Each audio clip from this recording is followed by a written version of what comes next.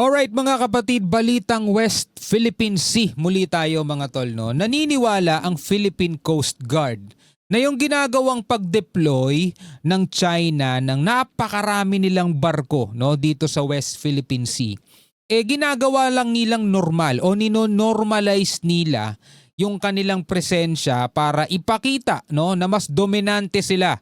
No, para ipakita na kontrolado nila yan. At para ipakita sa Pilipinas na yung pinag-aagawang teritoryo na yan ay kanila. No, ang sabi rito mga kapatid sa report mula rito sa UNTV News, pag-deploy ng mga barko ng China sa West Philippine Sea, pag-normalize ng presensya. Sabi yan ni Commodore J. Tariela. Sabi rito, ang ginagawa ng pag-normalize ng presensya ng China o ng mga barko ng China sa West Philippine Sea, mga tol, ang dahilan kung bakit napakaraming barko dyan. Pero sabi nga, hindi natin titigilan ang paggiit ng ating karapatan dito sa nasabing karagatan mga tol. Kaya bago natin to simulan mga tol, samahan ninyo ko lalong-lalo na sa mga Pilipinong nagmamahal sa ating soberanya at naniniwala kayong kahit anong mangyari hindi natin dapat isuko ito. Samahan ninyo ako mga tol, bigyan natin to ng commentary, reaction video mga tol. At syempre huwag mong kalimutan mag-subscribe mga kapatid, no? Huwag na natin patagalin pa, panoorin na natin to. Naniniwala sa Philippine Coast Guard spokesperson for the West Philippine Sea, Commodore J. Tariela, na ginagawang pag-normalize ang presensya ng mga barko ng China na nasa West Philippine Sea. Ang problema nga kasi mga tol, no? Hindi kayang ilaban ng China etong kanilang iginigiit na soberanya sa pamamagitan ng legal na paraan. Kasi natalo na nga sila eh. 'Di ba? Kung ang pag-uusapan natin UNCLOS, wala, talo sila dyan. Kung pag-uusapan natin arbitration, wala, talo sila dyan. So ano na lang ang natitira sa kanila mga tol? Brasuhan. 'Di ba? Brasuhan na lang mga tol. Yun na lang ang natitira sa kanila eh. Yung power nila, yung puwersa nila. Kaya kahit nalabag sa batas, kinukundina sila ng maraming bansa mga tol, wala na, manhid na mga mukha nitong mga to. Total sila naman na may pinakamalaking puwersa sa buong mundo, yun ang ginagamit nila laban sa atin. Kaya ngayon, anong magiging sagot ng Pilipinas? Diplomasya. Yes, kailangan natin ng diplomasya. Pero kailangan natin ngayon mga tol, yung puwersa. Sabi nga, peace through strength. Hindi pwedeng peace through dialogue. Wala tayong mapapala rito mga tol. Bagamat umuwi na sa mainland China ang PL-8 Navy destroyer at Chinese Coast Guard vessel Sri 104 na nagkabanggaan noong August 11. Apat na CCG vessel at isang Chinese research vessel naman ang namataan sa paligid ng Baho de Masinloc. Actually, hindi naman na bago yan eh. Hindi lang naman dyan sa may Baho de Masinloc eh. Kabuuan ng West Philippine Sea mga tol, nagkalat mga barko nila dyan. Hindi na bago yan. No? Ngayon, ang pinapaliwanag na lang dito ni Commodore J. Tariela, kaya ginagawa ng China yan kasi nga nino-normalize nila. No? Kumbaga para makasabi nila sa buong mundo, huwag na kayong pumalag, ang tagal-tagal na namin nandiyan dyan eh. Diba? Masanay na lang kayo, normal na yan. Parang ganon mga tol.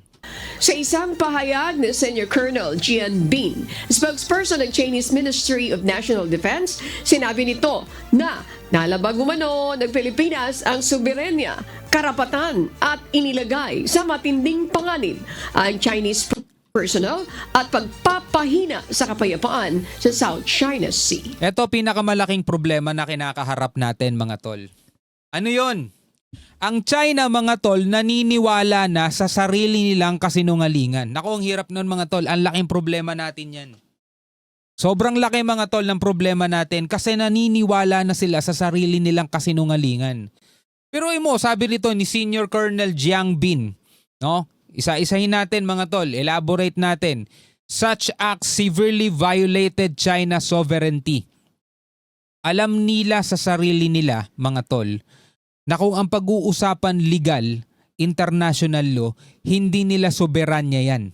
No? Pero tignan mo, such acts severely violated China's sovereignty, rights, and interests. Diba? Paniwalang-paniwala na sila dun mga tol. Eto pa. Seriously endangered the safety of the Chinese personnel. Kumbaga mga tol, nag-e-exist lang sa libro nila, mga tol, yung mga Chinese personnel.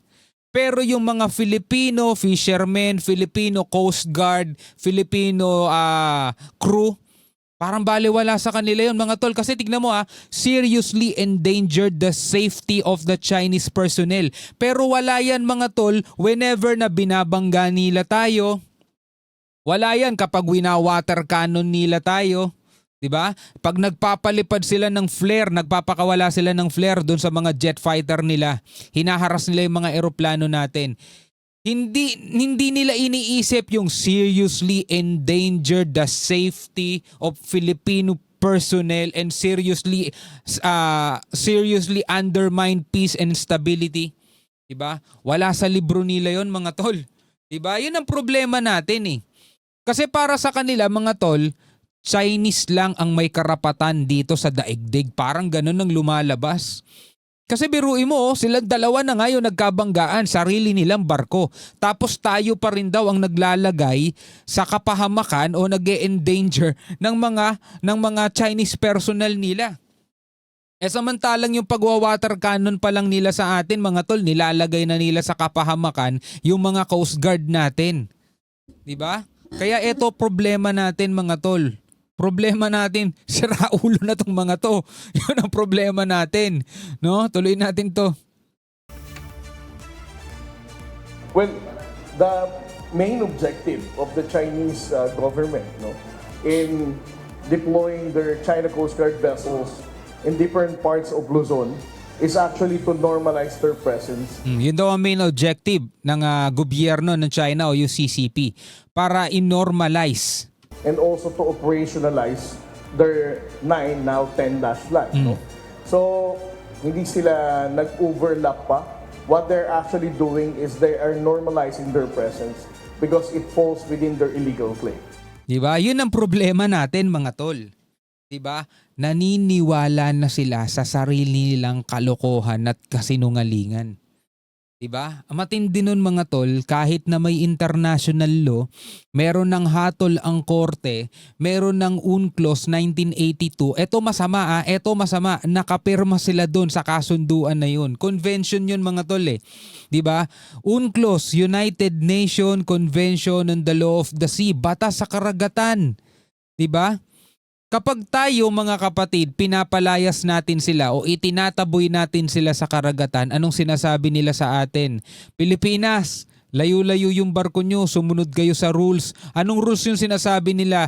Rules daw na anti-collision, rules, regulation, anti-collision. Para daw maiwasan yung mga banggaan, dapat wag kang lalapit. O yan naniniwala sila sa rules na yon pag nag-a-apply sa kanila.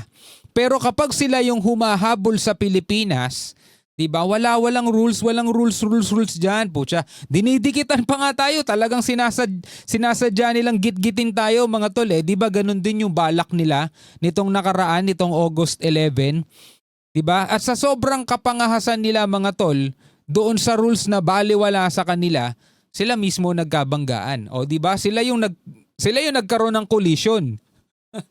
No? At ngayon, hindi nila matanggap yung kapabayaan nila, sinisingil ngayon ng Pilipinas. Sinisingil ng Pilipinas at tayo daw ang magpagawa ng mga barko nila, mga tol. Saka nakakita ng ganyan, di ba? Silang dalawa nagbanggaan tapos isisisi sa iba. No? Pareho ba naman silang nagsalpukan na ganun eh. Gusto nila tayong ipitin eh. Anyway mga kapatid, eto yung isa sa mga balita natin ngayon na pinanood mula rito sa West Philippine Sea. Ano sa tingin ninyo? No, ano sa tingin ninyo ang dapat na gawin ng Pilipinas? Pwede kayong mag-comment sa ibaba mga tol. Alright, maraming salamat mga kapatid. Hanggang sa muli, ako nga pala si Shobal D. Peace out.